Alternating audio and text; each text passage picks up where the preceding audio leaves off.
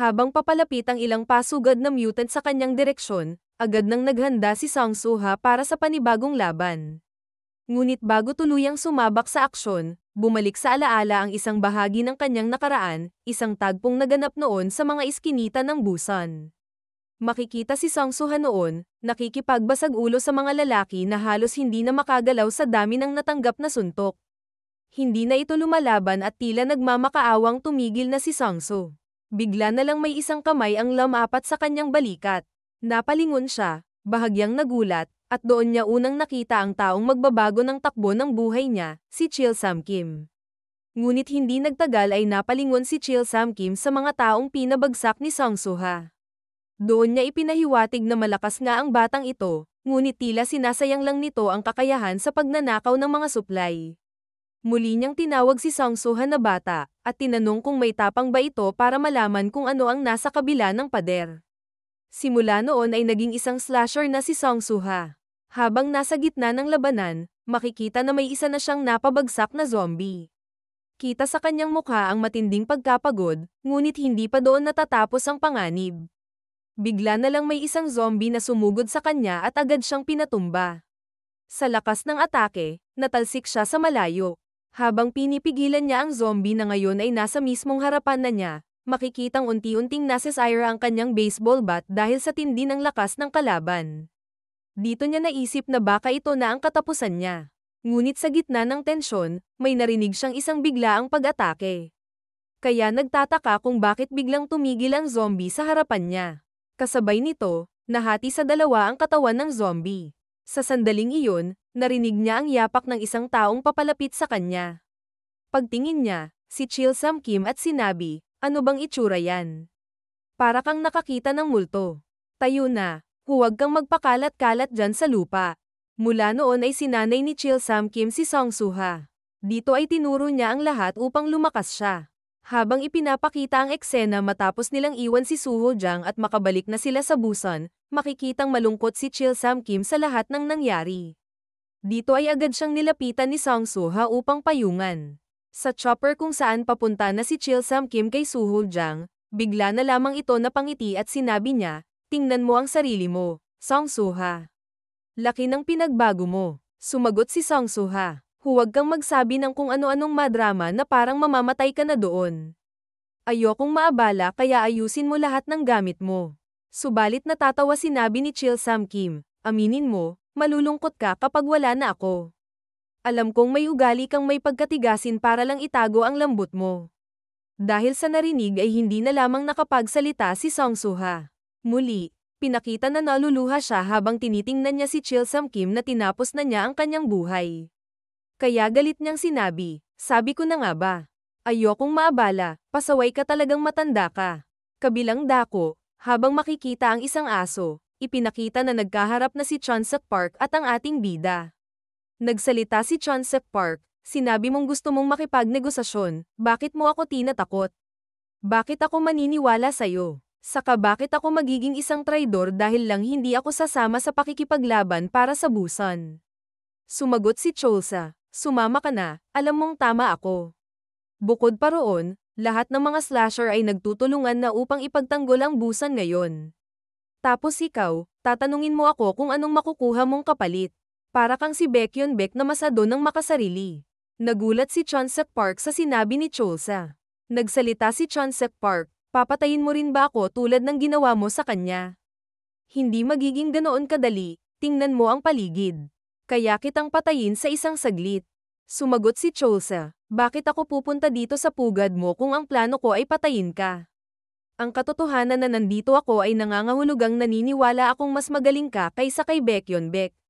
Sa isang flashback, sinabi ni Ari Min, kung may isang bagay tungkol sa dog dealer, ang Class A freelancer, na nagpapalakas sa kanya kumpara sa iba pang mga slasher, ito ay ang katotohanan na siya ay ganap na nag-iisa.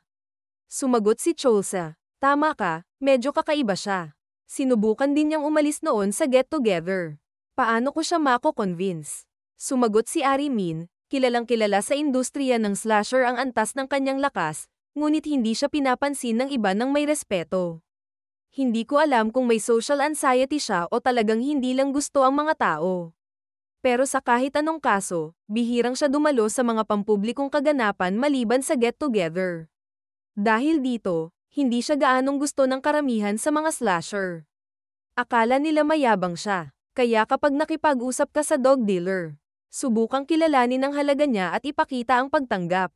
Karamihan sa mga taong umiwas sa iba ay nagnanais ng approval sa kanila. Alam mo na siguro yun. Kaya dito ay nagtaka si Cholsa at sinabi, anong ibig mong sabihin? Kaya naisip niya, ano bang sasabihin ko sa kanya? Bumalik ang eksena kung saan sinabi ni Cholsa, alam ko ang sinasabi ng mga tao tungkol sa iyo. Pero hindi ko akalain na ikaw ay isang makasariling tao na magtatraidor sa mga tao dahil hindi ka nila nirerespeto. Sumama ka sa akin, dog dealer. Pero wag na natin pahabain ang usapan na ito. Alam ko na makikipaglaban ka para sa busan kapag dumating na ang pagkakataon.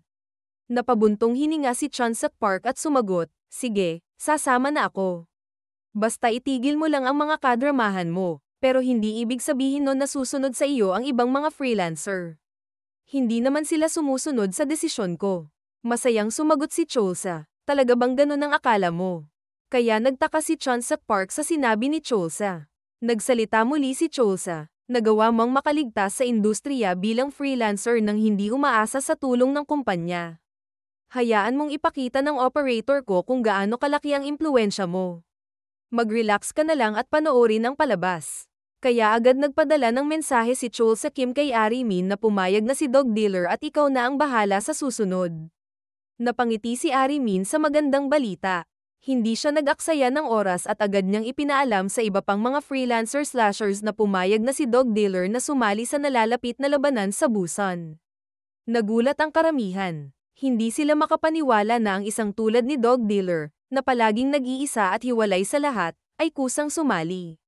Kinagabihan, habang nasa biyahe si Ari Min at Cholsa, masayang nagsalita si Ari Min, huwag mong kalimutan ang malaking papel ko ngayon. Sumagot si Cholsa, sige na nga, bibigyan kita ng malaking bonus kung mabubuhay pa tayo sa Busan pagkatapos ng lahat ng ito. Kaya napatanong siya kay Ari Min, ano na ang susunod sa schedule? Babalik na ba tayo sa opisina? Sumagot si Ari Min, hindi pa. Kailangan muna nating dumaan sa Choi and Jiang.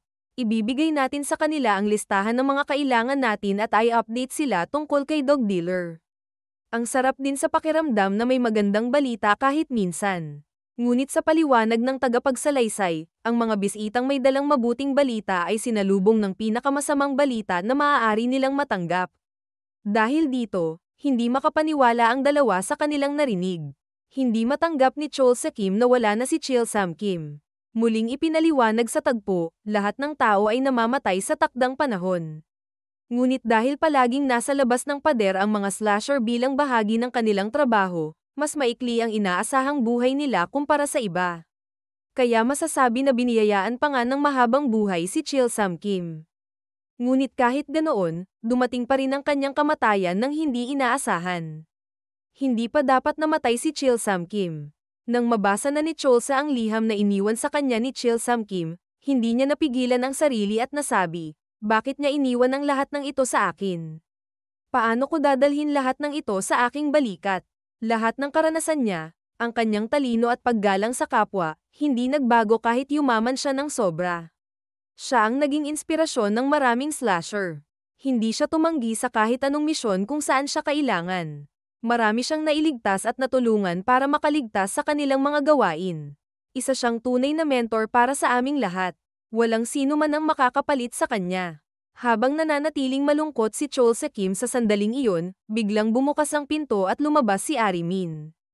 Kaagad niya itong tinawag, bagay na ikinagulat ni Cholsa. Lumapit si Ari Min at sinabi na alam niyang naguguluhan at nalulungkot si Cholsa sa nangyari.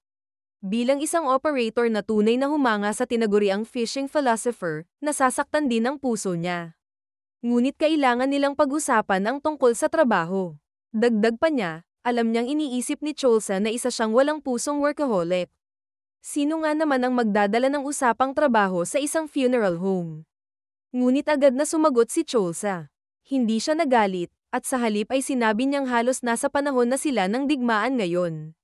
May baliw na gustong lipulin ang buong populasyon ng Busan sa loob lamang ng isang buwan.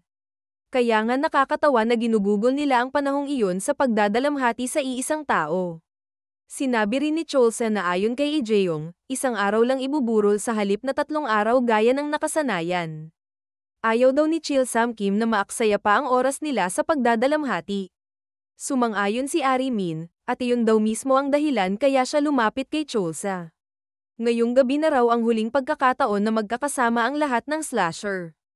Kaya ito rin ang perpektong pagkakataon, at ang tanging pagkakataon, para ipaalala sa kanila kung ano talaga ang ibig sabihin ng pagiging isang slasher. Tumayo si Ari Min at idinugtong pa na sinabi ni Cholsa mismo na nasa panahon sila ng digmaan. Nandito na ngayon ang lahat ng makakasama niya sa labanan. Kaya pagkakataon na ito ni Cholsa para ipakita kung sino talaga siya. Para parangalan ng fishing philosopher at upang bigyang inspirasyon ang lahat na lumaban bilang iisang puwersa. Ito na ang sandali para patunayan ni Cholsa Kim na siya ay isang pinunong walang katulad. Sumagot si Cholsa, na para bang may bumabagabag sa kanyang isipan. Tinanong niya kung sa tingin ba ni Ari Min ay alam na ni Chil Sam-kim ang maaaring mangyari. Iniisip niya kung pinaghandaan ba ng matanda ang mga maaaring maganap kapag wala na siya. Ngunit bago pa man makasagot si Ari Min, isang boses ang narinig mula sa kanilang likuran. Siyempre hindi, wika ng papalapit na si Song-suha. Habang lumalapit, ipinaliwanag ni Song-so na ang matanda ay hindi ganoon kagaling pagdating sa paghula ng hinaharap, pero may kakayahan itong makilala ang mga tamang tao.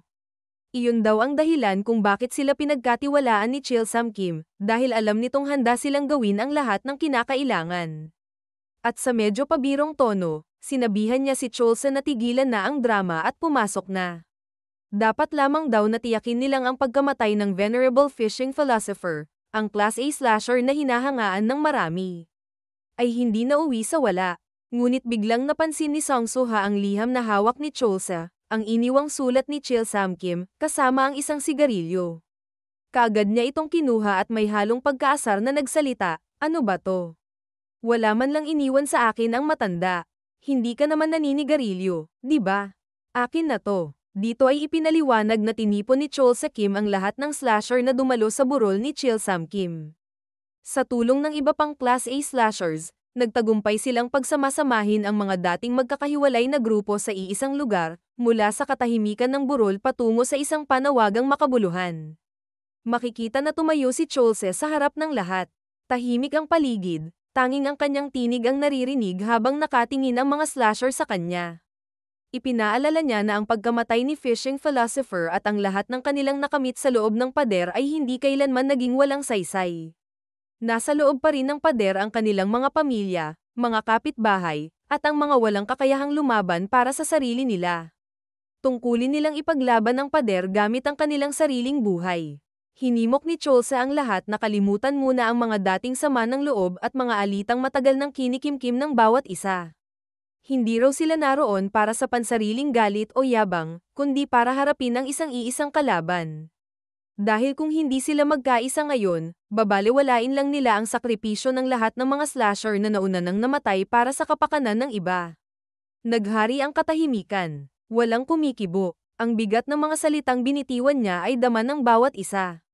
Kaya muli siyang nagsalita. Sa mas malambot ngunit matatag na tinig ay idinagdag niya. Lumaban tayong magkakasama, para maipagmalaki natin ang sarili natin. Ipaglaban natin ang lahat ng ito, para sa kanila. Kabilang dako sa isang malalim na gabi, makikita ang isang pag-agos ng dugo. Dito ay napamura na lamang sa galit si Suho Jang habang pinuputol niya ang kanyang kamay. Kasabay nito ay agad niyang hinagis ang kanyang kamay sa mga gutom na zombie. Habang abala ang mga ito sa pagkain nila, sinabi ni Suho Jang sa kanila, "Sumunod kayo sa utos ko. Gumalaw na kayo, mga walang silbing basura." Subalit nagtataka na lamang siya kung bakit hindi sumusunod ang mga ito. Dito ay makikita ang kanyang pagkainis. Sa pagka-generate ng kanyang kamay, kaagad niyang pinabagsak ang isang zombie sa lupa. Habang tumutulo ang dugo nito, biglang nagtakbuhan ang mga zombie dahil sa takot sa kanya. Dahil dito ay naisip niya, hindi na ako makagawa ng mga mutant na sumusunod sa utos mula nang tamaan ako ng gamot ng matandang ulol na yon. Habang makikita pa rin ang pagkainis niya, bigla itong sumigaw ng napakalakas dahil sa galit at pinagmumura si Chil Sam-kim dahil sa nangyari sa kanya.